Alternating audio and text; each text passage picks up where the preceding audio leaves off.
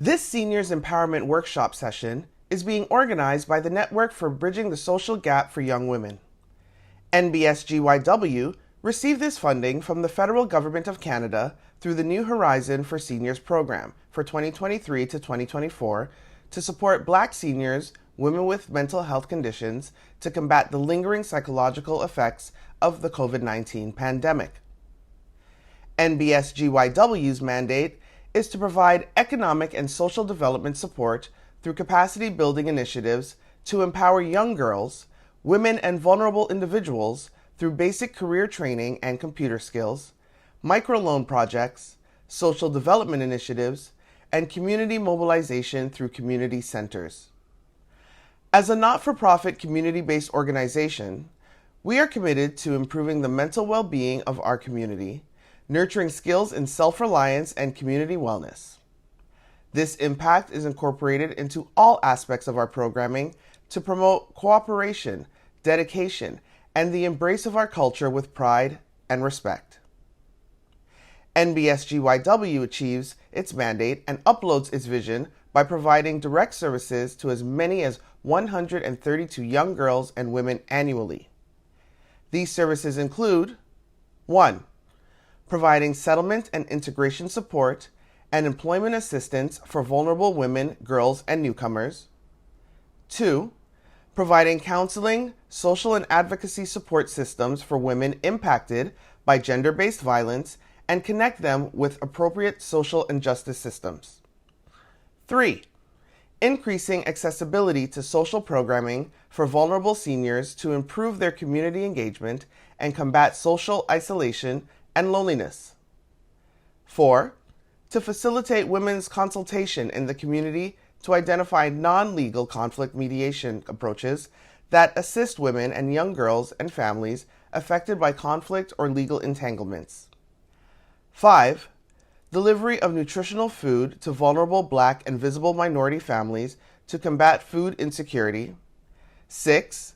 To collaborate with government departments and agencies, public and private organizations to help reduce the number of socially vulnerable women and youth facing social implications. And 7. To help facilitate the transfer of knowledge to women, youth, and young adults on establishing and operating a small, medium enterprise. Link them with small grants and loans to support the social and economic participation and inclusion of women and young adults in the labor market. Hello, and welcome to the Seniors Better Living Workshop.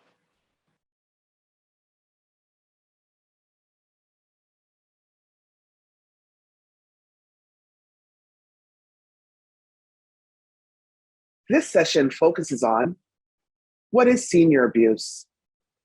What causes seniors to be abused? What are the types of seniors abuse? How does seniors abuse negatively impact seniors?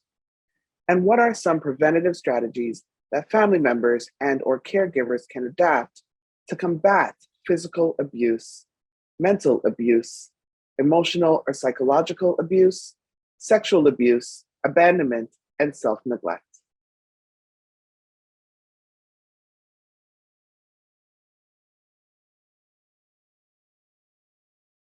What is senior abuse? According to the Centers for Disease Control and Prevention, elder abuse is an intentional act or failure to act that causes or creates a risk of harm to an older adult. An older adult is someone age 60 or older. The abuse occurs at the hands of a caregiver or a person the elder trusts. World Health Organization defines elder abuse as a single or repeated act or lack of appropriate action occurring within any relationship where there is an expectation of trust, which causes harm or distress to an older person. This type of violence constitutes a violation of human rights and includes physical, sexual, psychological, and emotional abuse, financial and material abuse, abandonment, neglect, and serious loss of dignity and respect.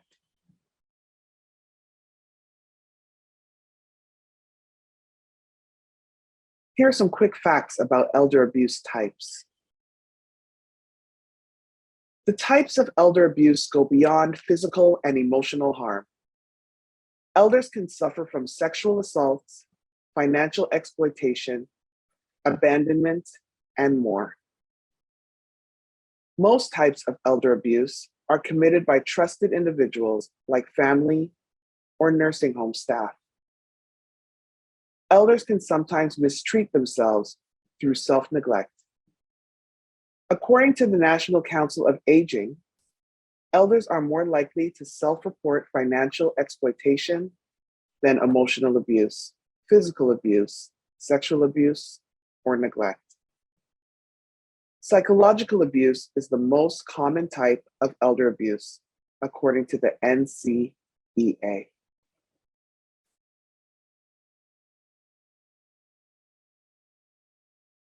Elder abuse, key facts by the World Health Organization.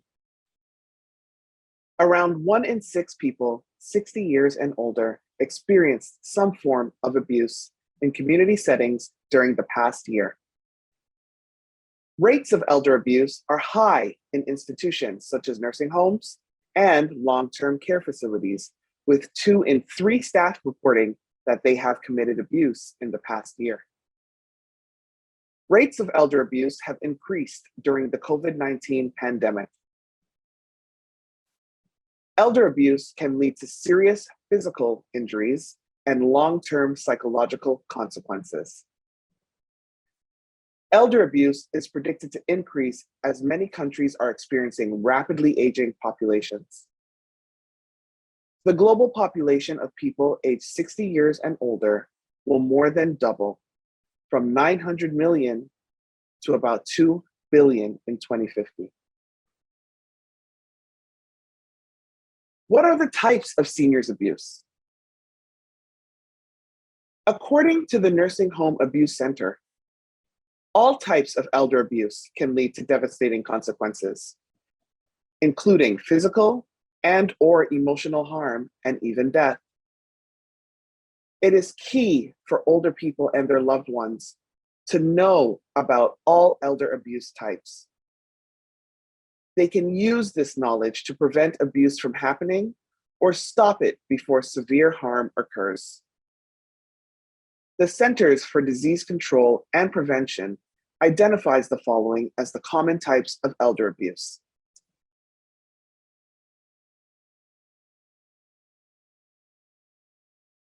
Number 1, physical abuse.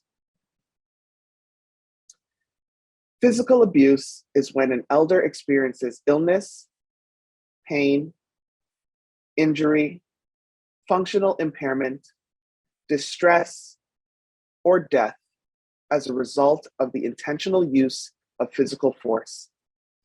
Signs of physical elder abuse include cuts or scrapes, broken bones, bruises, burns, dislocated joints, head injuries, and sprains.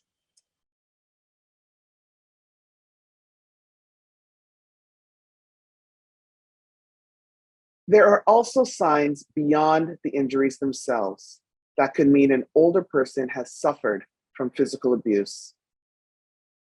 These signs include a pattern of hospitalization for the same or similar injuries, delayed medical care for an injury, poor explanations for the elder's injury from care providers, trips to different emergency rooms to possibly avoid suspicion.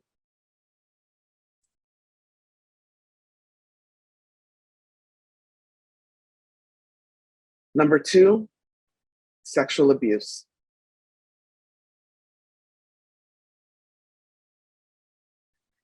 Sexual abuse involves forced or unwanted sexual interaction of any kind with an older adult. This may include unwanted sexual contact or penetration or non-contact acts, such as sexual harassment. Elders can be sexually abused by anyone, including nursing home staff, residents, in-home caretakers, friends, and family members.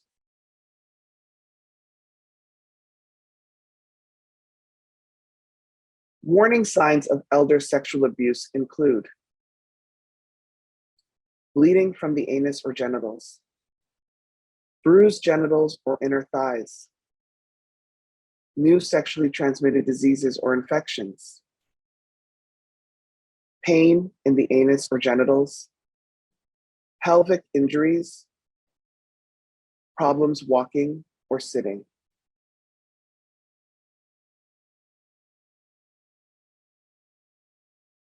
Three, emotional or psychological abuse.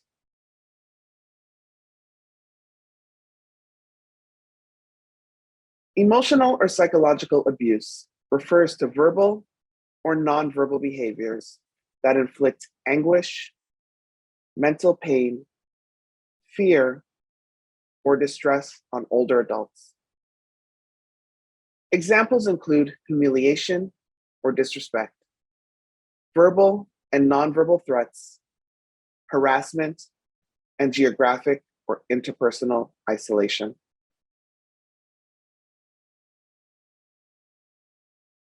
Signs of emotional and psychological abuse in elders include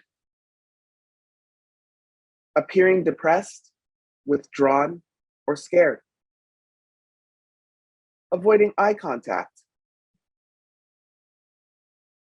different eating or sleeping patterns, isolation from friends and family, low self-esteem, mood swings, and sudden changes in behavior or personality.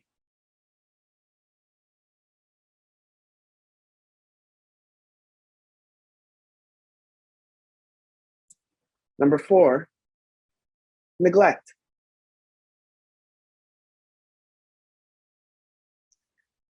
Neglect is the failure to meet an older adult's basic needs. These needs include food, water, shelter, clothing, hygiene, and essential medical care. Self-neglect happens when an elderly person is no longer able to meet their basic daily needs, and they suffer as a result.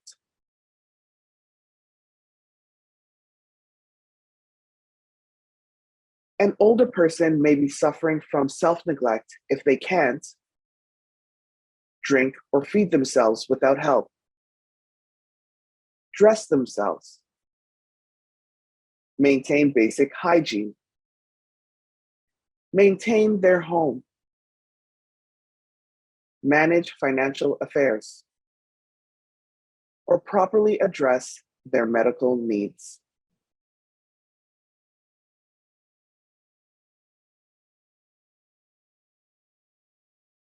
Number 5, financial abuse. Financial abuse is the illegal, unauthorized, or improper use of an elder's money, benefits, belongings, property, or assets for the benefit of someone other than the older adult. According to the MetLife study of elder financial abuse costs elders an estimated $2.9 billion every year. It is the most commonly self-reported type of elder abuse.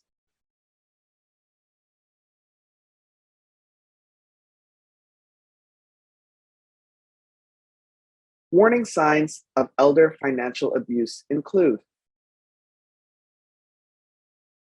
a pattern of missing belongings or property, an elderly person who does not know or understand their own financial situation, cancel checks or bank statements that go to someone other than the elder, changes to an older person's power of attorney or bank accounts, eviction notices, evidence of unpaid bills, someone showing unusual interest in how much money an elder is spending, and withdrawals the elder could not have made.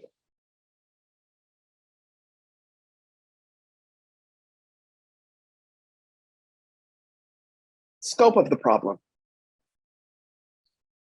Many cases of elder abuse are not reported because elders are afraid or unable to tell police, friends, or family about the violence. Victims have to decide whether to tell someone they are being hurt or continue being abused by someone they depend upon or care for deeply. Research further shows that elder abuse is common. Abuse, including neglect and exploitation, is experienced by about 1 in 10 people aged 60 and older who live at home. Some groups have higher rates of abuse than others. Compared with women, men had higher rates of both non-fatal assaults and homicides. The rate for non-fatal assaults increased more than 75% among men between 2002 to 2016, and more than 35% among women between 2007 and 2016. The estimated homicide rate for men increased 7% from 2010 to 2016.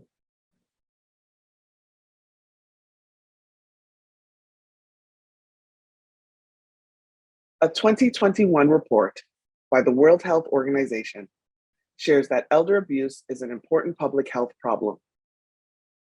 The report further shares a 2017 review of 52 studies in 28 countries from diverse regions, which estimated that over the past year, 1 in 6 people, that's 15.7%, aged 60 years and older, were subjected to some form of abuse.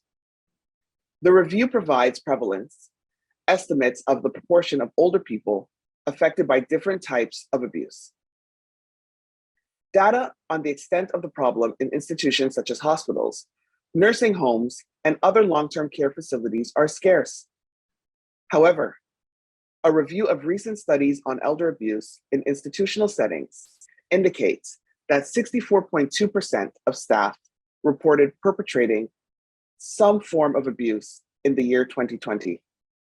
Emerging evidence indicates that the prevalence of elder abuse in both the community and in institutions has increased during the COVID-19 pandemic.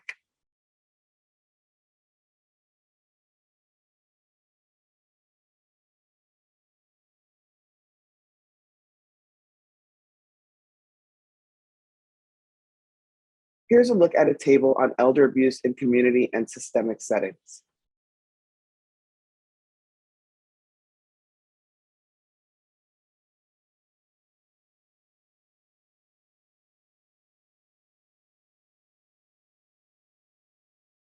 It's labeled elder abuse in community settings and elder abuse in institutional settings.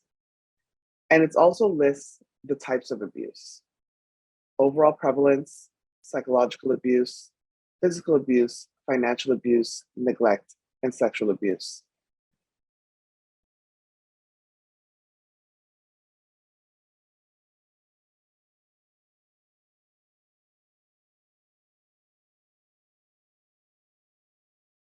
Here you can see, as we highlighted, for the overall prevalence, 15.7% elder abuse in community settings, and there's not enough data reported by older adults and proxies, with 64.2% or 2 in 3 staff reported elder abuse in institutional settings. Please take time to have a look at this table.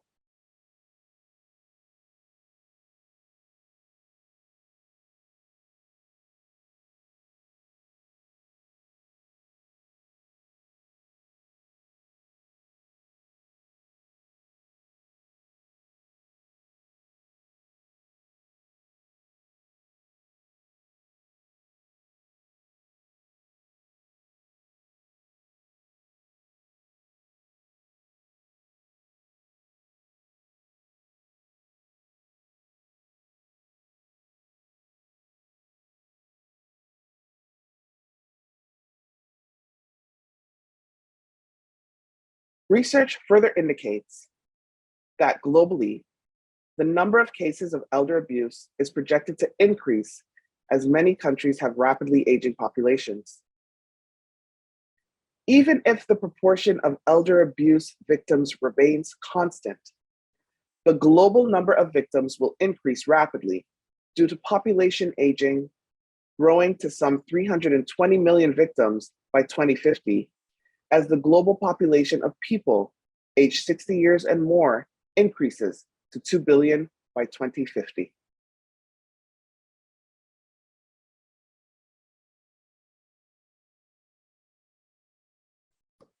How does seniors abuse negatively impact seniors?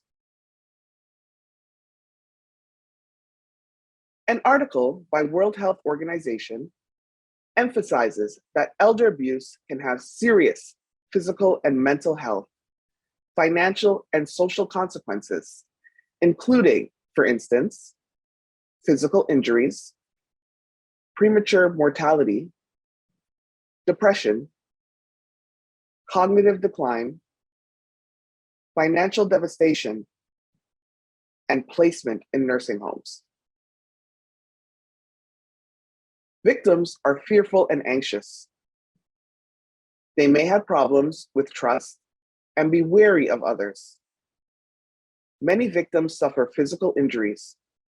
Some are minor, like cuts, scratches, bruises, and welts. Others are more serious and can cause lasting disabilities. These include head injuries, broken bones, constant physical pain, and soreness. Physical injuries can also lead to premature death and make existing health problems worse.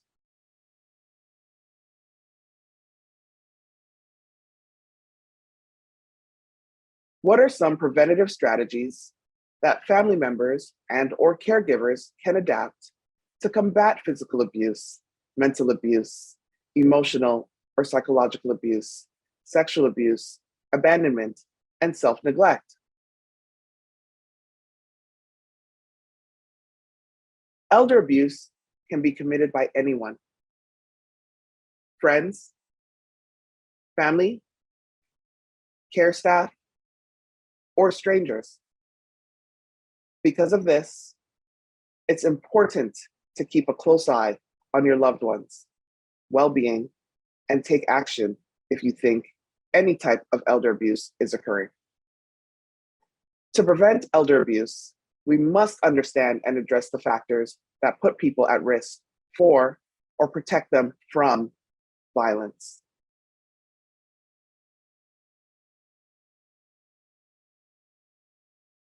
Some factors include: listen to older adults and their caregivers to understand their challenges and provide support.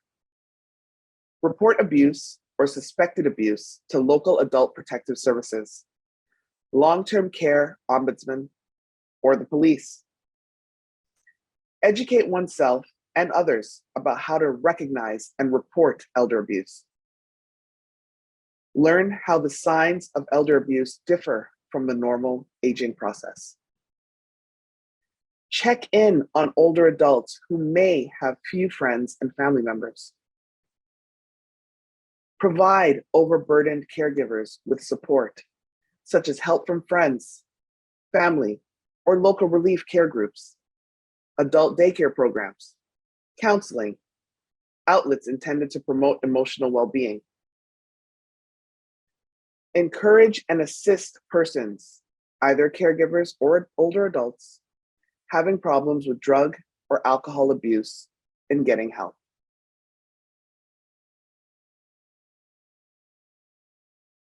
Risk and protective factors.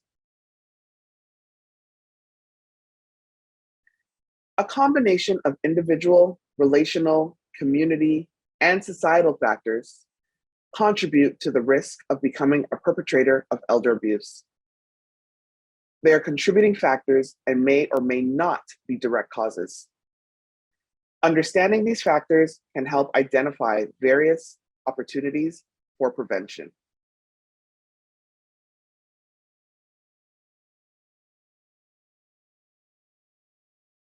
Number 1, relationship risk factors. High financial and emotional dependence upon a vulnerable elder, past family conflict, inability to establish or maintain positive pro-social relationships, and lack of social support.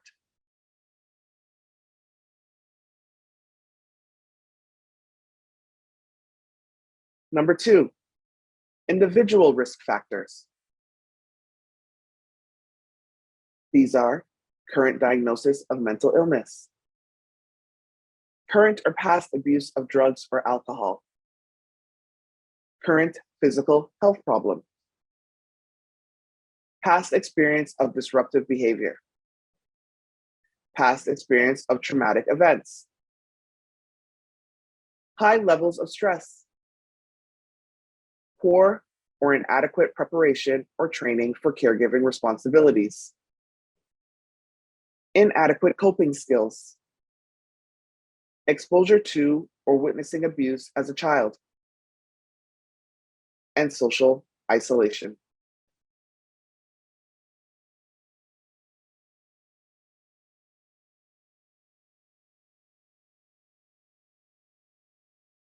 Number 3, societal risk factors. There are specific characteristics of institutional settings, such as nursing homes and residential facilities, that can increase the risk for perpetration, including staffing problems and lack of qualified staff, and staff burnout and stressful working conditions.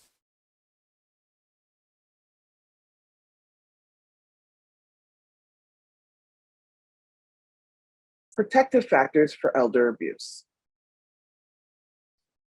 These are protective factors for victimization, individual protective factors, such as emotional intelligence, relationship protective factors, such as having social support, and community protective factors, such as a sense of community, meaning residents feel connected to each other and are involved in the community.